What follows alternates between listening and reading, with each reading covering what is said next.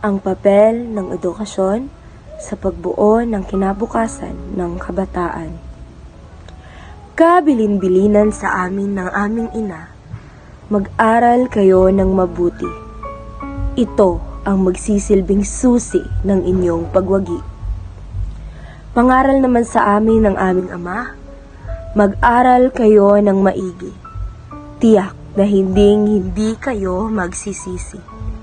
Hindi kailanman nagkulang sa pagbibilin ng mga katagang ito ang aming mga magulang, simula't sa pool ng aming pag-aaral.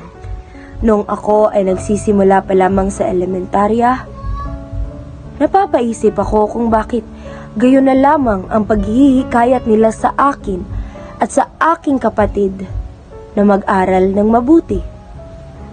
Marahil ay hindi ako nag-iisa sa pagtatakang ito. Marahil ay gaya ko, bilin din sa inyo ng inyong mga magulang ang ukol rito. Marahil gaya ko, na itatanong nyo rin kung bakit. Ikaw ba? Kayo ba?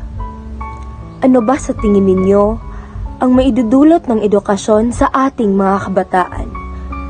Ano ba sa tingin ninyo ang papel nito sa ating mga buhay? Ano ba sa tingin ninyo ang papel nito sa ating kinabukasan? Isang mapagpalang araw po sa ating lahat, lalong-lalo na sa ating guro sa asignaturang pagsulat ng Filipino sa piling larangan, Binibining Mary Claire Campaner, mga panauhin at mga minamahal kong mga kaklase. Ako po si Fiona Harel D. Sardiego ng Grade 12 Humes Our Lady of Peace. At sa puntong ito ay ating susubukang bigyang kasagutan ang katanungang, ano ba ang papel ng edukasyon sa pagbuo ng kinabukasan ng kabataan? Kung ako ang tatanungin, may papel nga bang ginagampanan sa ating mga buhay bilang kabataan ang edukasyon? Ito ay aking kaagad na sasagutin ng oo. Oo. May papel na ginagampanan sa aking buhay bilang kabataan ang edukasyon. At kung mamarapatin, napakalaki ng papel na ginagampanan nito sa aking buhay. Sa katunayan pa nga ay napakarami ng dahilan na nagpapatunay sa kahalagahan ng edukasyon sa ating buhay, lalong-lalo na sa pagbuo ng ating kinabukasan. Ako ay maglalahad lamang ng 3. Una, ang edukasyon ang tulay upang aking maabot ang aking mga pangarap. Ang magkaroon ng isang marangal na propesyon at matagumpay na karera. Musmos pa lamang ako ay pangarap ko na ang maging isang mahusay na abogada. Matagal ko nang hangad ang maging isang tagapagtanggol sa korte ng sino mang inaabuso, inaapi, sinasamantala, binibiktima at pinagkakaitan ng karapatan sa lipunan.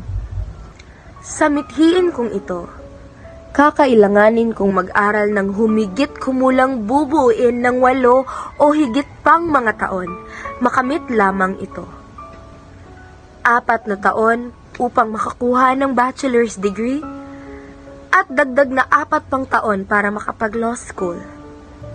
Hindi pa kasama riyan ang mga taon na aking kakailanganin upang igugol para sa pag-aaral para sa bar exams. Papaano ito isa sa buhay ng walang edukasyon? Pag-isipan ninyong mabuti. Hindi ba't imposible? Napaka-imposible.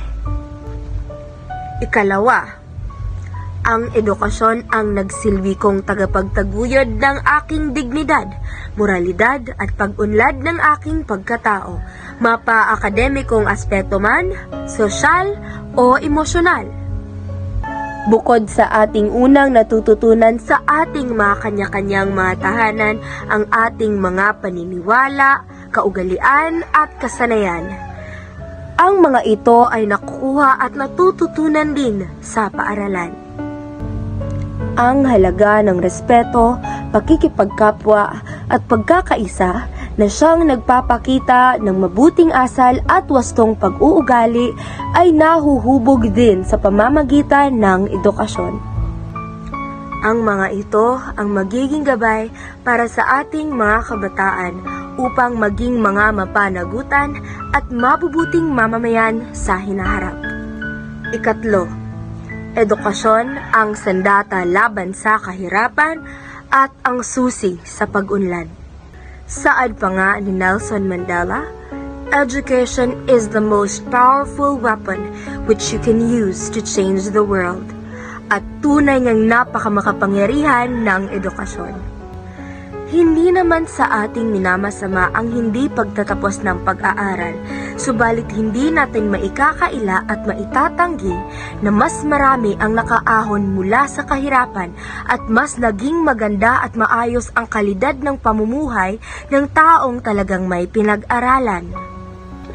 Sa pamamagitan ng pagtatapos ng pag-aaral, nagbibigyan ng malaking tsansa ang kabataan para sa isang maayos na pamumuhay at mas maraming pagkakataon na makapasok sa isang maayos na trabaho na siyang kalaunay magiging daan upang tuluyang makawala sa mga kadena ng kahirapan.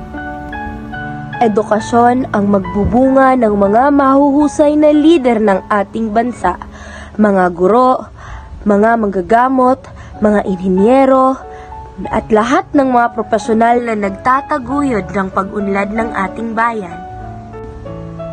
Ang edukasyon ay hindi lamang para sa sariling pag-unlad, kundi para na rin sa pag-unlad ng kinabukasan ng ating bayan at lipunan. Hindi maikakaila na sa modernong panahon ng kasalukuyan ay itinuturing na isang mahalagang pundasyon ang edukasyon. Ito ang nagsisilbing tagabukas ng pinto ng kaalaman, kasanayan at pagkakataon. Sa pamamagitan ng edukasyon ay maaari nating isakatuparan ang ating mga pangarap, paunlarin ang ating pagkatao at labanan ang kahirapan. Sa pamamagitan ng pagiging edukado, tayo ay natututo kung paano mag-isip ng kritikal, maging responsable, maging masipag at maghangad ng makabuluhang pagbabago para sa ating kinabukasan at komunidad. Kung kaya't nararapat lamang na ating ipagpatuloy ang pagtataguyod ng pagkakaroon ng dekalidad na edukasyon para sa ating kabataan. Ang dekalidad na edukasyon na siyang bubuo sa maganda at makabuluhang kinabukasan ng ating kabataan. Muli, ako po si Fiona Heraldi Sariego at maraming salamat.